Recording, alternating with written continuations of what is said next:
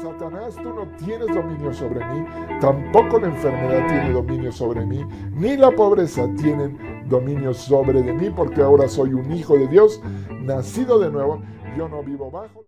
Hola, ¿qué tal? ¿Cómo están? Qué gusto estar otra vez con ustedes. Una prédica más, una conferencia más de los ministerios Palabra de Honor. Ahora estamos en una serie nueva hablando de la gracia, la gracia.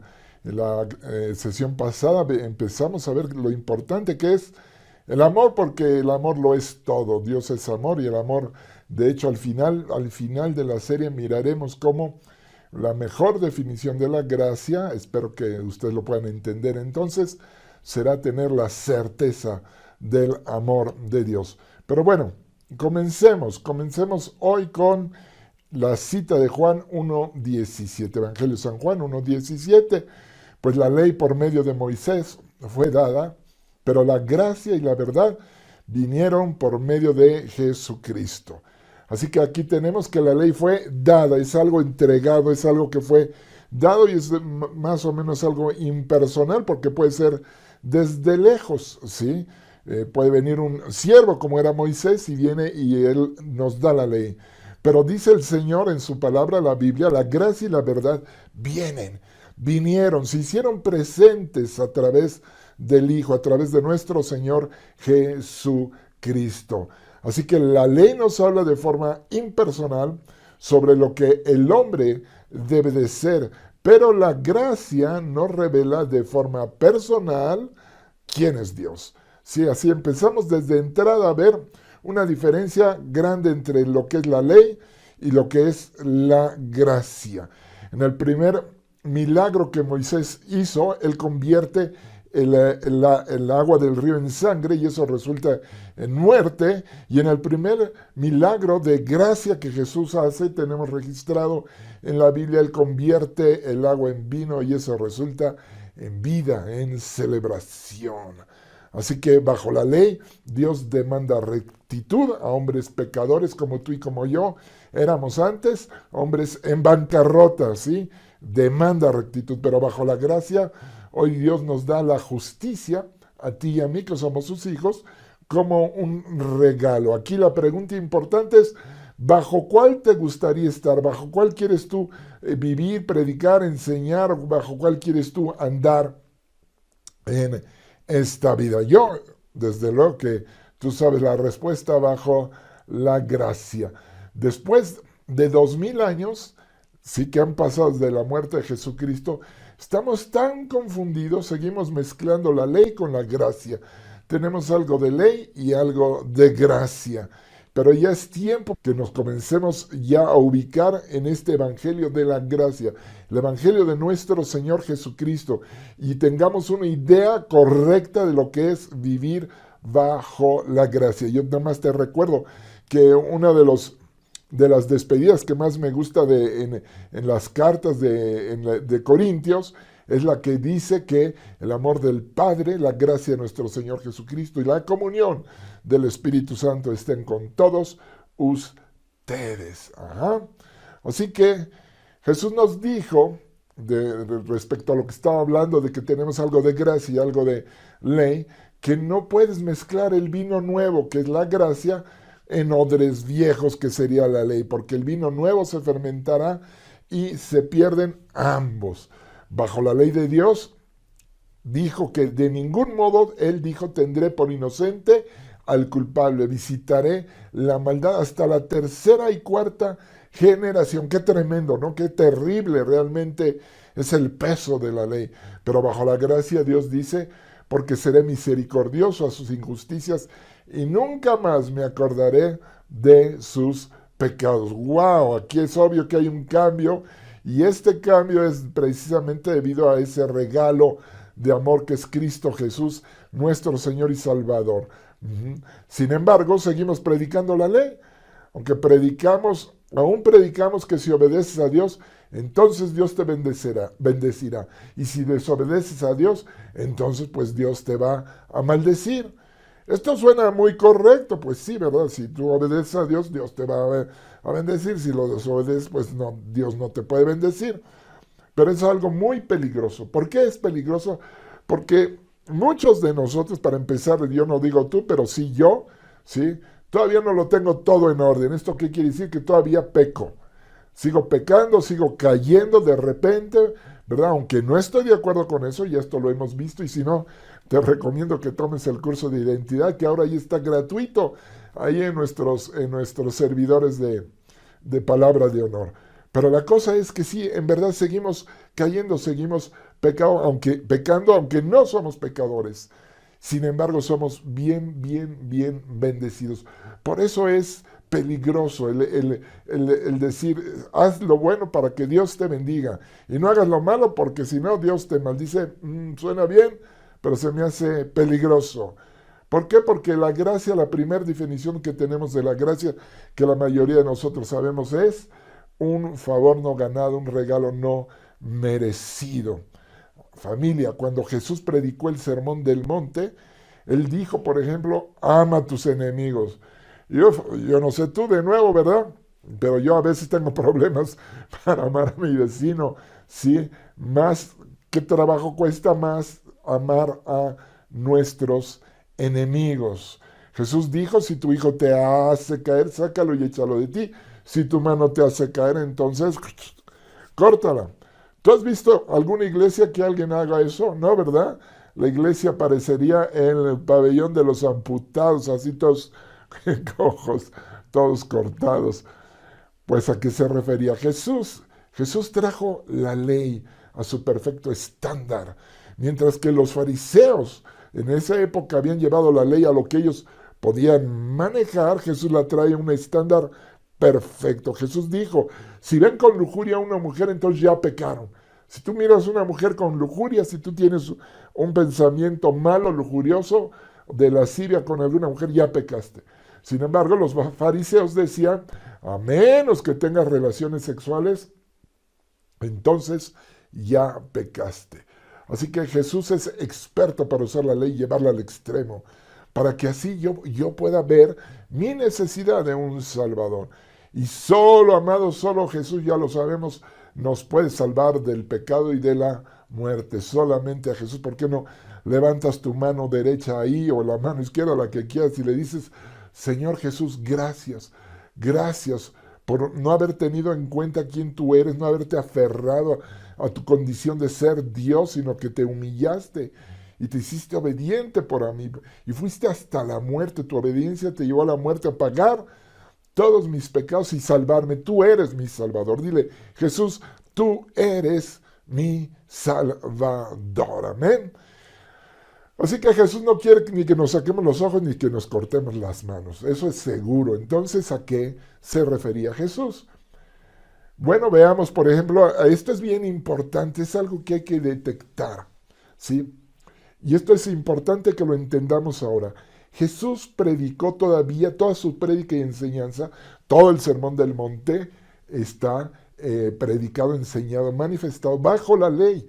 Él no podía hacer otra cosa más que predicar bajo la ley. O sea que ahí todavía no comenzaba el Nuevo Testamento. Ahí no podemos hablar que el Nuevo Testamento ya comenzó. Aunque tú y yo en nuestra Biblia, ¿verdad? Que por cierto, acuérdate, este año siempre tienes que estar pegadito a tu palabra, leyéndola todos los días de acuerdo a Josué 1:8. Usa nuestro programa de lectura la Biblia en un año. Bueno, la Biblia, el Nuevo Testamento, no comienza donde está la división del Nuevo Testamento. Realmente el Nuevo Testamento comienza en el momento que Jesús levanta la copa en esas últimas cenas, la Santa Cena que él llevó a cabo con sus discípulos, y dice, esta copa es mi sangre, la sangre del nuevo pacto. En ese momento, ¡fum!, comienza ya lo que sería el pacto de gracia.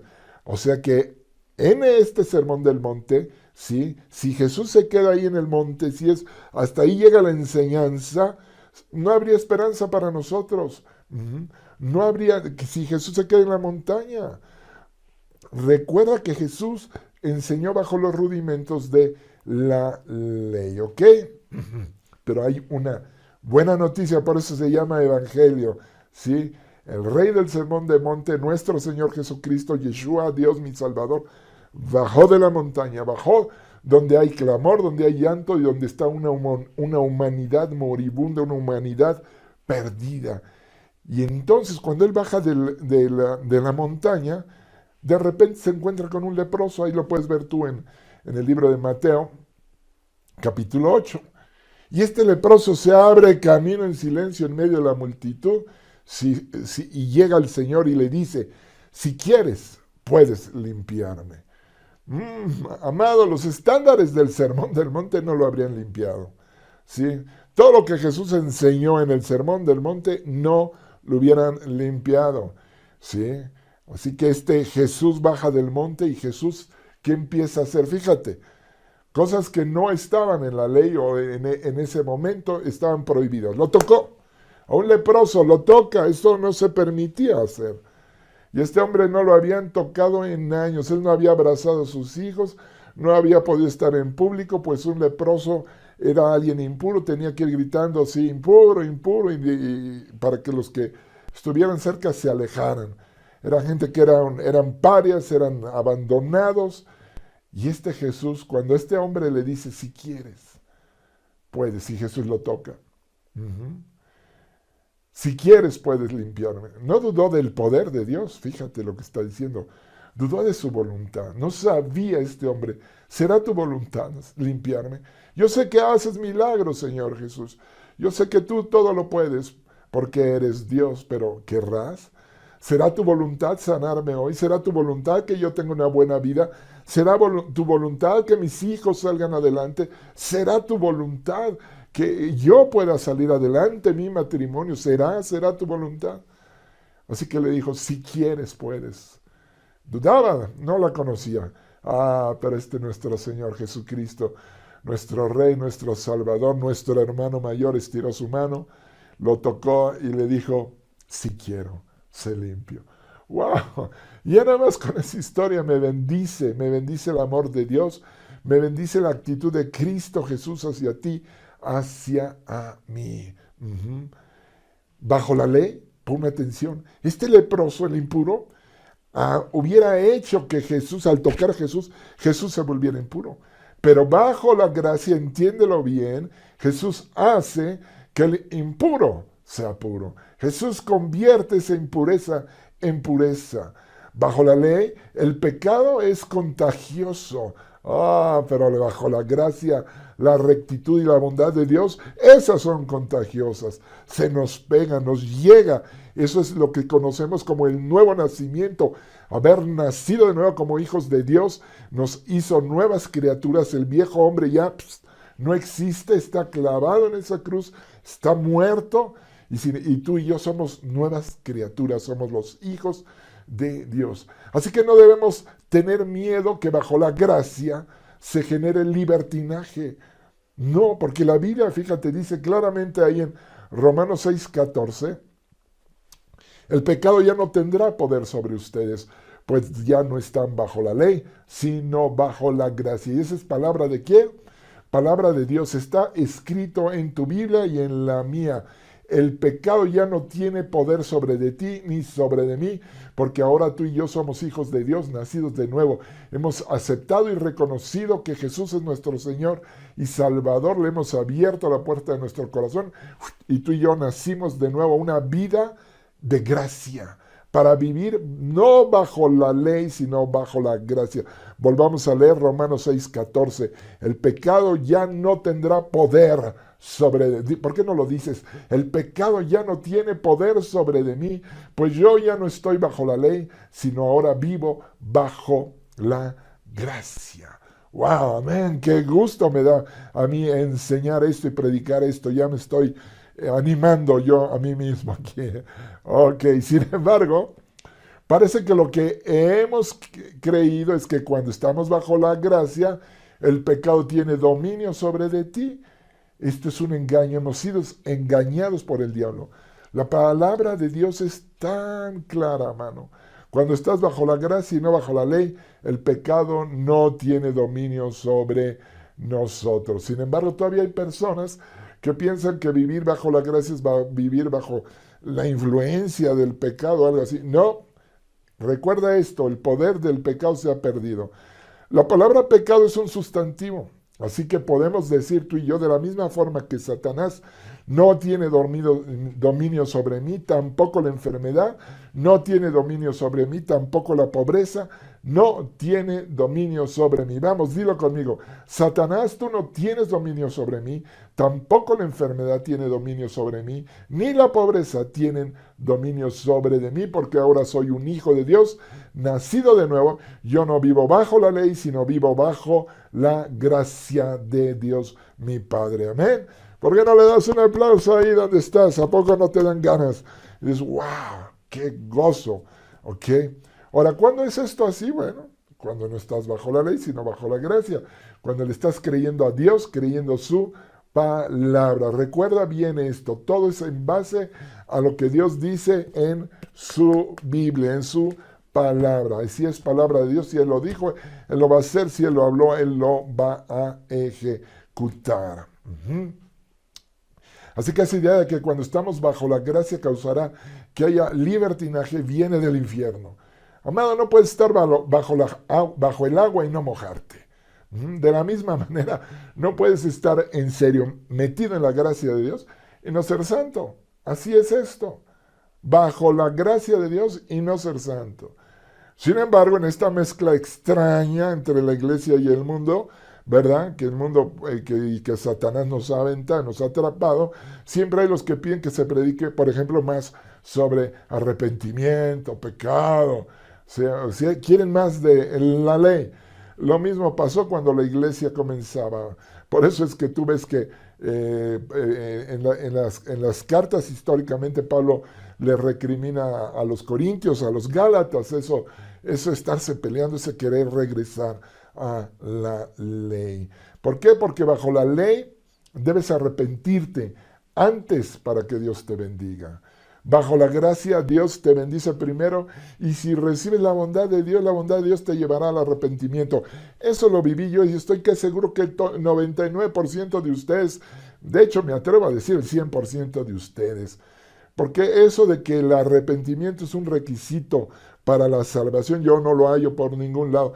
Es que Juan y Jesús predicaban sobre el arrepentimiento. Sí, es cierto, pero te vuelvo a recordar, ellos predicaron bajo el Antiguo Testamento y tú y yo vivimos en el Nuevo Testamento. Porque bajo la ley primero te tienes que arrepentir y luego ya Dios, si te arrepentiste, entonces sí, Dios te bendice y Dios te perdona. Pero no es así bajo la gracia. Bajo la gracia recibes el amor de Dios es como el hijo pródigo. ¿Te acuerdas de ese episodio? Que él regresa todo manchado de caca de marrano, apestando, oloroso, feo. Y el papá corre y lo abraza, no le recrimina, no le dice, mira tú, desvergonzado, ¿cómo te...? No. Corrió, lo abrazó, ordenó que lo vistieran, que lo cambiaran, que lo bañaran, que lo perfumaran, e hizo una fiesta. Eso se llama gracia, la gracia de Dios. ¿Ok? La gracia me lleva al arrepentimiento. Te puedes ver, aquí hay un cambio, es en serio, hay un cambio. De hecho, el arrepentimiento es el estilo de vida de nosotros, los hijos de Dios. Es un estilo de vida, ¿por qué? Porque estamos en una guerra, acuérdate.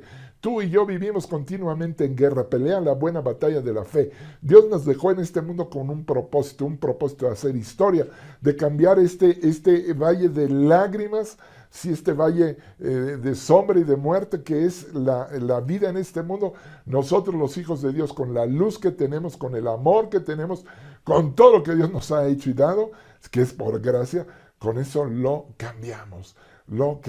Estamos en una guerra, el mundo nos hace guerra y todos los días tenemos que estar en guerra. Así que ¿por qué no abrimos el corazón de la gente a la palabra de Dios? Y dejamos que reciban la bondad de Dios. Cuando reciban la bondad de Dios, sin duda, cambiarán.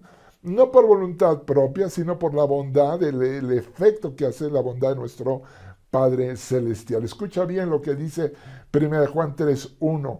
Miren cuánto nos ama el Padre Celestial. Estoy leyendo la Biblia al día.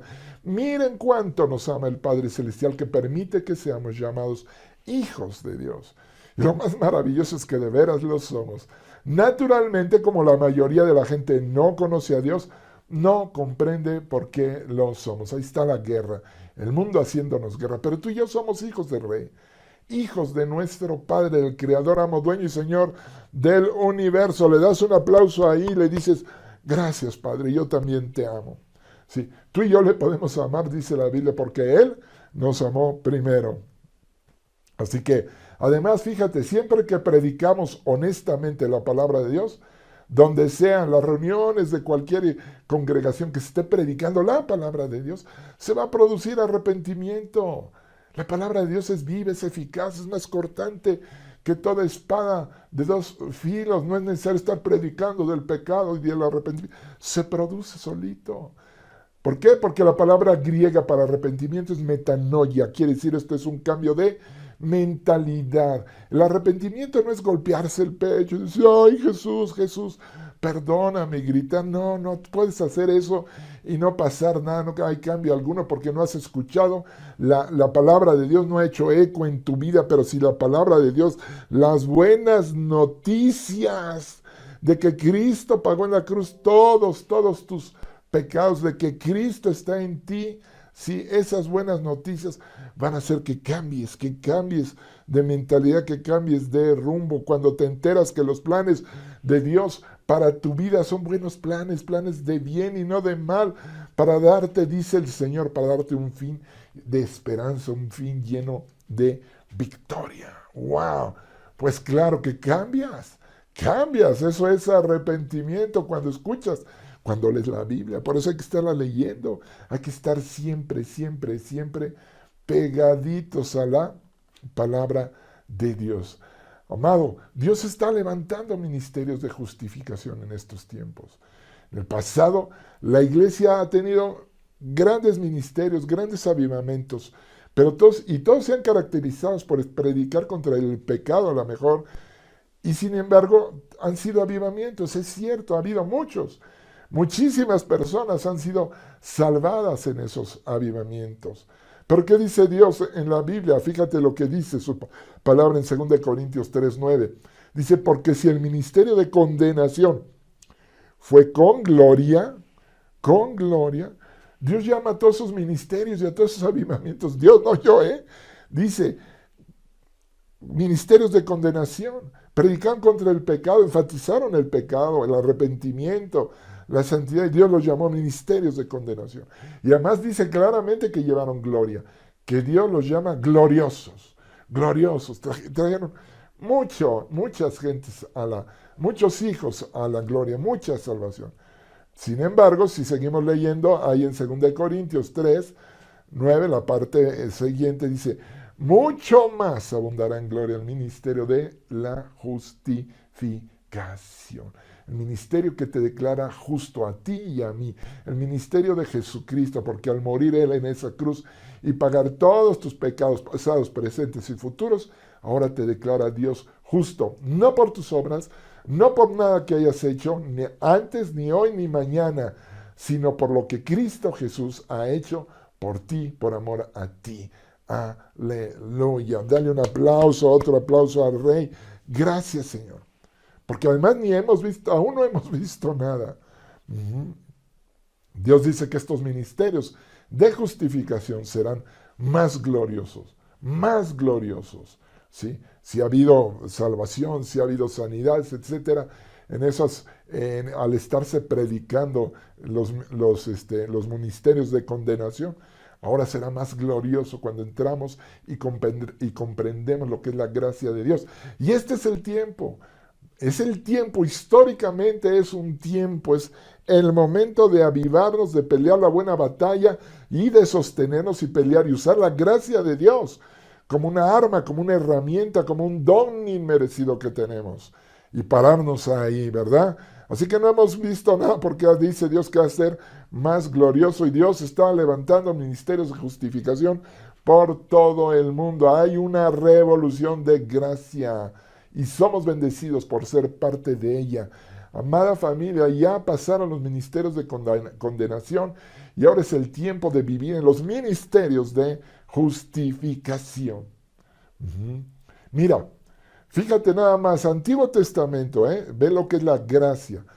Podemos estudiar la jornada del pueblo de Israel desde Egipto hasta el monte Sinaí. Y tú vas a ver que ellos venían bajo el pacto abrámico, ¿verdad? Ellos eran hijos de Abraham, de Israel y de Isaac y de Abraham. ¿Ok? Pero vienen murmurando. ¿Te das cuenta que van a murmurar que cuando Faraón los alcanza antes de cruzar el Mar Rojo, ahí murmuran, y ¡ay! Moisés está mejor. Y eso es pecado.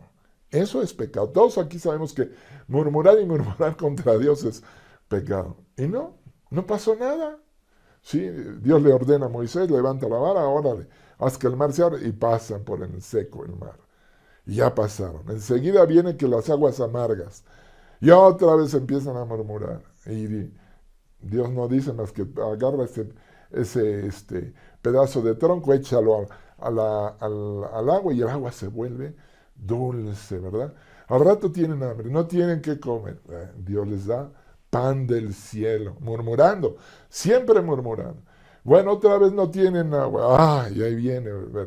El agua, ya no hay agua. Murmurando contra Moisés, murmurando contra Dios. Y Dios les da agua de la roca. Murmurando, murmurando, no pasa nada. Pareciera, ¿verdad? Que en este viaje cada murmuración fresca trae demostraciones frescas del amor y la bondad de Dios. Cada vez que estos cuates están murmurando. Y acuérdate que venían con sus ídolos escondidos y eran bien hipócritas, ¿verdad? Sí, bien leguleyos. Pues no sé por qué usa esa palabra, me la enseñaron mi mamá cuando decías de dos caras, ¿no? Pero más bien de dos caras, digamos, y que de doble intención ahí, hipócritas. Traen sus ídolos escondidos y se quejan contra Dios. Y Dios los bendice, y Dios los bendice, y Dios los bendice. ¿Sí? Hasta que llegan al pie del monte Sinaí. ¡Wow! En el monte Sinaí empiezan y ellos dicen, sí, ya bueno, ahora vamos a hacer todo lo que Dios nos diga. ¡Wow! Y se jactaron delante de Dios de su propia justicia, la cual tú y yo sabemos que no tenían. ¿Sí? Aún antes de escuchar los 10 mandamientos. Dios los había bendecido no porque fueran buenos, sino porque Él es bueno.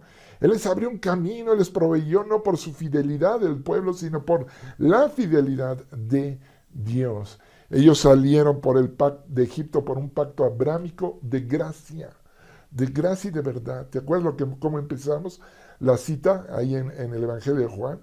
La gracia y la verdad vienen solo por Jesucristo. Pero ahora vemos a este pueblo en el monte Sinaí. Le están diciendo a Dios, ya no nos trates ni nos bendigas basado en tu bondad. Bendícenos en base a nuestra obediencia. ¿Y qué crees que pasa? Mira lo que dice Éxodo 19, versículos 12 y 13. Dice el Señor, pon un cerco alrededor del monte para que el pueblo no pase. Diles que no suban al monte y que ni siquiera pongan un pie en él, pues cualquiera que lo toque será condenado a muerte. Sea hombre o animal, no quedará con vida. Quien se atreva a tocarlo morirá a pedradas y a flechazos. Yo no sé, pero aquí hay un cambio. Aquí hay un cambio de tono. Aquí la cosa cambia. Dios cambia de tono en cuanto el hombre presuma de su propia autosuficiencia. ¿Sí? Así que Dios les dice a Moisés, diles que no se acerquen. De pronto Dios pone distancia entre él y el hombre. Si quieren que los bendiga de acuerdo a su obediencia, basados en su bondad, entonces no se acerquen a mí. La montaña es santa, de lo contrario, morirán. Amado, Dios no tuvo ese tono nunca, antes. Antes de esto era una columna de nube de día y una columna de fuego en la noche. Estaba cerca de ellos. Y de pronto, por la presunción del hombre de su santidad y de su propia justicia, la cual te vuelvo a decir, no la tenían, Dios dice, este es el trato, ¿ok? ¿Quieren que los bendiga de acuerdo con su obediencia? Entonces no se acerquen a mí, ni siquiera un animal se puede acercar, si no morirá. Y en el siguiente capítulo, en el capítulo 20 del Éxodo, Dios les da los 10 mandamientos de la ley. Y Dios no dijo, si rompen uno, son culpables de ese. Dios dijo, si rompen uno, son culpables de todos. Es decir, si no cometen adulterio, pero roban, de todos modos, Dios te ve como un adúltero, una adúltera. Esto es lo que significa la ley de Dios. Los 10 mandamientos son un todo completo. Así que, amado, la cosa se puso interesante, porque fíjate, después de establecida la ley, en la historia, cada vez que ellos murmuraron, murieron. Y murmuraron y murieron. Y murmuraron por acá y murieron por acá. Y murmuraron por acá y murieron por acá. Hubo un cambio. Tú necesitas ver lo que es el cambio de un pacto de gracia a un pacto de ley. Es evidente en el Antiguo Testamento. ¿Por qué? Porque la paga del pecado es muerte, mas la dádiva de Dios es vida eterna en Cristo Jesús, Señor nuestro. Así lo dice la Escritura. Y esto nos enseña que nunca, nunca, nunca debieron intercambiar los pactos. Ajá. Nunca se debieron de haber creído que su justicia, no tenemos justicia. El ser humano caído no tiene justicia en sí mismo. ¿Sí? Así que por 1500 años Dios puso a Israel bajo la ley. Y hasta el mejor de ellos falló en cumplirla. El ejemplo, todo el mundo sabe de la historia del rey David y wow, ¿no? Qué hombre, qué ejemplo de fe, de esto y del otro, pero ahí lo vemos, cayó. ¿Sí? El mejor de ellos cayó con la ley, el mejor cae. La ley condena al mejor de nosotros. El mejor de nosotros es condenado por la ley. Sin embargo, la gracia, fíjate, salva al peor de nosotros. ¡Wow! Este es Dios, este es su amor, este es su plan precioso, su plan eterno por ti y por mí. Wow, en la Escritura Dios llama claramente ministerios de muerte a aquellos ministerios que sirven bajo la ley de los 10 mandamientos. Dice claramente en 2 Corintios 3:7, y si el ministerio de muerte grabado con letras en piedra fue con gloria, tanto que los hijos de Israel no pudieron fijar la vista en el rostro de Moisés a causa de la gloria de su rostro, la cual había de perecer. Y si el ministerio de muerte. Ahora recuerda aquí que son los 10 mandamientos los que fueron grabados en piedra. Y Dios los llama ministerios de muerte. El cual asimismo nos hizo ministros competentes de un nuevo pacto. No de la letra, sino del espíritu, porque la letra mata, mas el espíritu vivifica. Esto está un versículo anterior. ¿Sí? Dios nos hizo, dice aquí, competentes de un ministerio del nuevo pacto. No de la letra, sino del espíritu. La letra mata, pero el espíritu vivifica.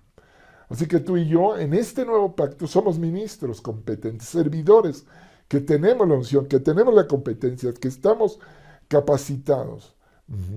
Pero si tú solo quieres ser ministro del viejo pacto, amado, ahí no hay poder. Ahí no hay provisión, ahí no hay competencia, ahí no están los carismas, la gracia del Espíritu Santo de Dios.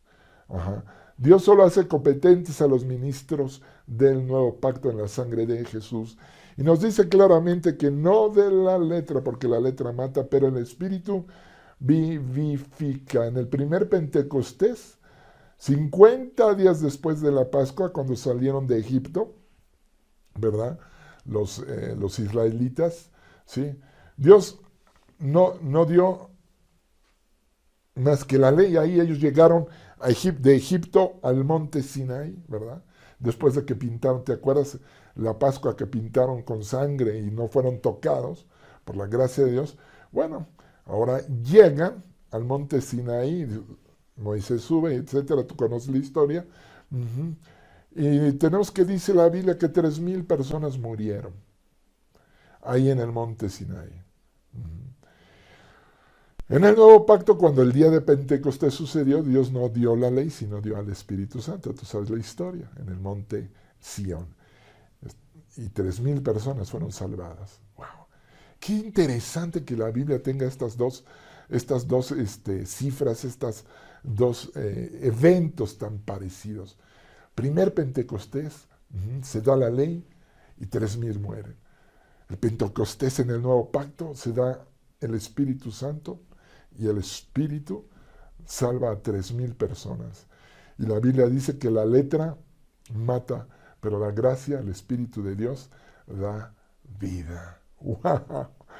Amado, pasemos nuestros púlpitos, nuestras enseñanzas, nuestra manera de vivir del monte Sinaí a este monte de Sión, del Pentecostés antiguo al Pentecostés bajo el nuevo pacto.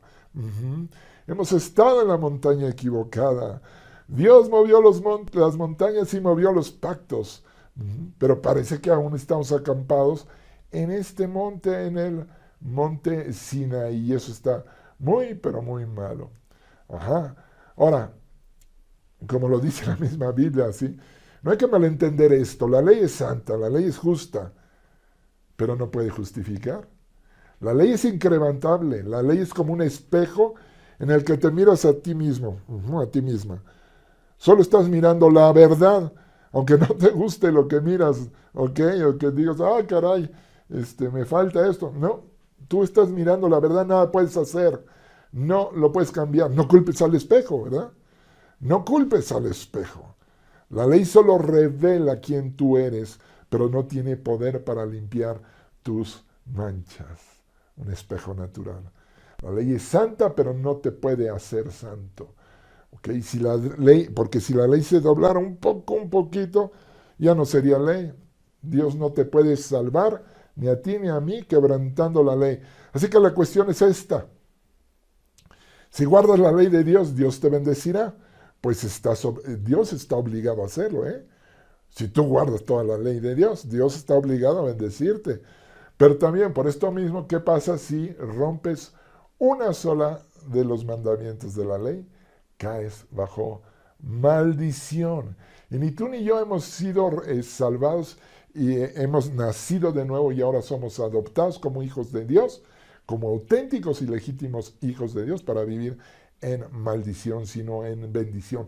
Por eso tenemos que aprender a vivir bajo la gracia. Y vuelvo a decir que vivir bajo la gracia no es dar lugar al pecado, ni a una vida licenciosa, a una vida pecaminosa, sino lo contrario, entender lo que la gracia significa, vivir bajo la gracia, ¿sí? Lo que la gracia significa es tomar el poder para vencer al pecado. Vivir una vida de arrepentimiento continuo hasta que alcancemos la madurez, la estatura del varón perfecto. ¿Por qué? Porque sabemos ahora quiénes somos y para qué estamos aquí. Y es importante entenderlo, porque se ha llegado a pensar que si predicamos sobre la ley y el pecado, la gente se volverá buena. Sin embargo, la Biblia dice que el aguijón de la muerte es el pecado, y el pecado recibe su fuerza de la ley. Esto es contrario, esto es una trampa. Sí, la única manera de que tú y yo seamos nuevos es que creamos lo que Jesús hizo por nosotros, aceptemos su amor, aceptemos su gracia. Fíjate qué interesante, la Biblia dice que el aguijón de la muerte es el pecado, y el pecado recibe su fuerza de la ley. Esto está ahí en 1 Corintios 15:56, ya que el aguijón de la muerte es el pecado y el poder del pecado la ley. ¡Wow! ¡Qué tremendo! La palabra griega que se usa aquí para poder es dunamis. Significa precisamente fuerza y poder. Esto significa que el pecado recibe de la ley, el pecado recibe su fuerza de la ley, su poder de la ley. ¿Para qué? Para hacernos sus cautivos, sus esclavos. No más a ti y a mí. ¿Por qué? Porque tú y yo somos hijos de Dios, nacidos de nuevo, pero tenemos que entenderlo. Ya no somos esclavos ni de la ley, por lo tanto, ni del pecado, ni de la muerte. Y la pregunta aquí es, ¿quién crees tú que querrá regresar el poder del pecado en la iglesia? ¿Quién estará interesado que otra vez se esté predicando condenación, pecado, la santificación por las propias fuerzas, la justificación por las propias fuerzas? ¿Quién estará interesado? ¿Sí? Porque utiliza el púlpito y además sus ministros predican la justificación por las obras, poniendo énfasis en el pecado, el arrepentimiento y la santidad por las obras. Su nombre es Satanás. ¿Y sabes qué significa acusador o fiscal? Es el que te está a ti, a mí acusando todo el tiempo. El diablo, antes de matar, robar o destruir, es el acusador. Debes recibir su acusación antes de que pueda robarte. Debes recibir su acusación antes de que pueda matarte. o antes de que pueda destruirte. La Biblia no lo llama el destructor, lo llama el acusador. La Biblia no lo llama el asesino, lo llama el acusador de los hermanos. Y amado, amada, debes de conocer sus artimañas. ¿Cuáles son esas artimañas? Colosenses 2:14, vamos para allá. Dice así: anulando el acta de los decretos que había contra nosotros, que nos era contraria, quitándola de en medio y clavándola en la cruz. ¿Cuál es el acta de los decretos que había en contra tuya y que te era contraria? ¿Cuál? La ley. Es la ley. La ley es esa acta que te acusa, que te dice esto no lo hiciste, esto no. ¿Sí? No pudiste pensar bien, no has dejado de mentir, no estás honrando a tu padre y a tu madre, etc. Ahora bien, nadie puede anular la ley de Dios sino de solo Dios. Y aunque Él podría hacerlo cuando y como se le dé la gana, anular la ley, decidió hacerlo con justicia, para que nada ni nadie pueda alegar que no es justo. Porque eso es un atributo de Dios, la justicia. Así que Dios clavó la ley en la cruz. Es lo que dice ahí, anulando el acta de los decretos que había contra nosotros, que nos era contraria, quitándola de en medio, clavándola en la cruz. ¿La clavó cómo? Con su hijo, su propio hijo, su unigénito. Vino y se hizo hombre y pagó, siendo perfecto, siendo santo, siendo justo, siendo perfecto. Él murió en esa cruz y pagó, se hizo pecado por amor a ti y a mí, y pagó los pecados de toda la humanidad. Así que tomó a la ley y la justificó. En ti y en mí somos llamados justos ahora. ¡Wow! Esto es tremendo. Este es el plan de redención. Este es el plan de la gracia más asombroso que puede existir. ¿Sí? Solo a Dios se le pudo ocurrir. Mediante la ley anular la ley. Mediante la justicia de la ley nos hizo justos a ti y a mí. ¿Por qué? Porque vino su Hijo, vino Jesús, tu hermano, mi hermano mayor, y por amor a ti y a mí, ¿verdad? Él se entregó. Y dice el siguiente versículo, ahí en 2 de Colosenses, 2:15, y despojando a los principados y a las potestades, los exhibió públicamente, triunfando sobre ellos en la cruz. Todo esto nos muestra, todos estos dos versículos muestran que el arsenal, el arma del diablo es la ley. La ley. El diablo usa la ley para golpearnos en la cabeza. Nos dice, no has hecho lo suficiente, esto ni tampoco aquello. Incluso cuando haces lo correcto, no es suficiente. Cuando te equivocas, te lo echa en cara. Cuando haces algo bien, te dice, todavía no llegas, no es suficiente. Su nombre es Satanás, el acusador, es el acusador. Amado, existe tanto miedo que al no estar bajo la ley las personas se vuelvan inicuas.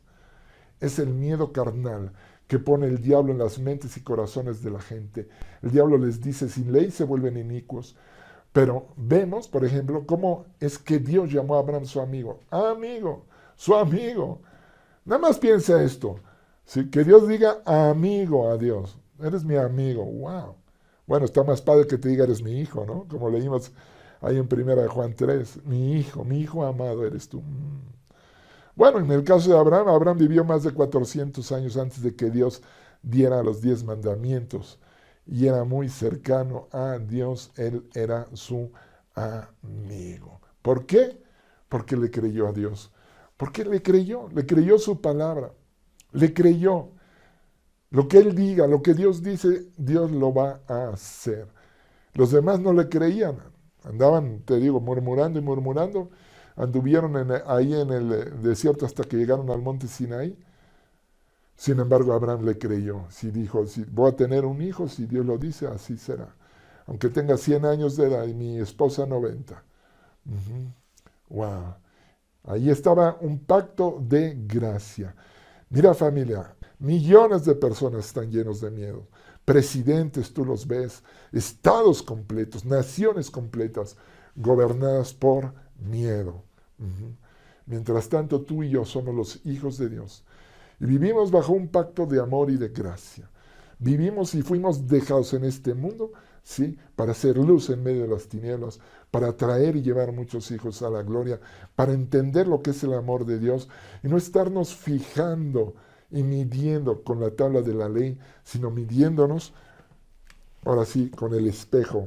Acuérdate, hace rato te dije, un espejo natural te muestra tú quién eres. Ese es el hecho, ¿verdad? Y aunque no te gustes, pero este espejo dice es el verdadero, la verdadera ley, la verdad, sí. Y aquí dice que tú todo lo puedes. Aquí dice que vas a salir más que vencedor de todo problema, toda angustia, toda tribulación. Y va a ser por gracia si tú atreves a creerlo, a creerle a Dios creyendo su palabra. Aquí dice que Él no te ha dejado y no te dejará. Aquí dice que ya has sido sanado, ya has sido sanado. Ya fue pagado el precio de esa enfermedad. Porque la paga del pecado es muerte. Y estamos hablando ahorita de gracia, gracia. Y por gracia estamos aquí. Así que permíteme hacer una oración. Vamos a continuar con esta serie, no te la pierdas. Apenas estamos calentando los motores acerca de lo que la gracia es. ¿Sí? La gracia es el amor de Dios, la gracia es este don inmerecido. La gracia es todo lo que tú recibes por medio de Jesucristo y Dios te lo da. La gracia es ese anhelo, ese deseo de Dios por tratarte como si el pecado nunca hubiera existido, como si tú jamás hubieras pecado. Y para Dios es un hecho, tú jamás has pecado y Él te trata así. La gracia es certeza del amor de Dios en tu vida. Amén. Bueno, cierra tus ojos, inclina ahí tu rostro. Amado Padre Celestial, gracias. Gracias porque es un año de oportunidad, lo hemos creído y declarado. Es un año de oportunidad para, en gracia y en fe, Señor, hacer que las cosas comiencen a suceder. Amar a nuestros semejantes, amar a nuestros enemigos. No será difícil si estamos llenos de tu amor y de tu gracia. Señor, obedecer tu palabra, obedecer toda la ley no será difícil, porque ahora somos hijos tuyos. El viejo hombre, la vieja mujer que yo era antes ya quedó fuera, Señor, fuera, muerto. Y ahora vivimos en el pacto de la gracia. Gracias, mi Dios. Te amamos, te bendecimos, glorificamos tu nombre. Y que este día, amado Padre, salgamos tú y yo, los que nos están viendo, Padre, llenos de tu amor, llenos de tu gracia, llenos de fe, llenos de esa certeza de que saldremos más que vencedores en cualquier problema, cualquier enfermedad, cualquier tribulación, cualquier problema económico. Tú, mi Padre, me sostendrás, porque Jehová, tú eres mi pastor y nada me faltará. Lo creo, lo declaro, dilo conmigo, lo creo, lo declaro en el nombre precioso y poderoso de mi Señor y Salvador Jesucristo. Amén, amén y amén. Así que, familia, ánimo. Nos vemos aquí dentro de 8 días. Por eso, ahora sí que como en mi época decían, esta misma hora, este mismo canal. Ajá. Nos estaremos mirando por acá. Dios te bendice.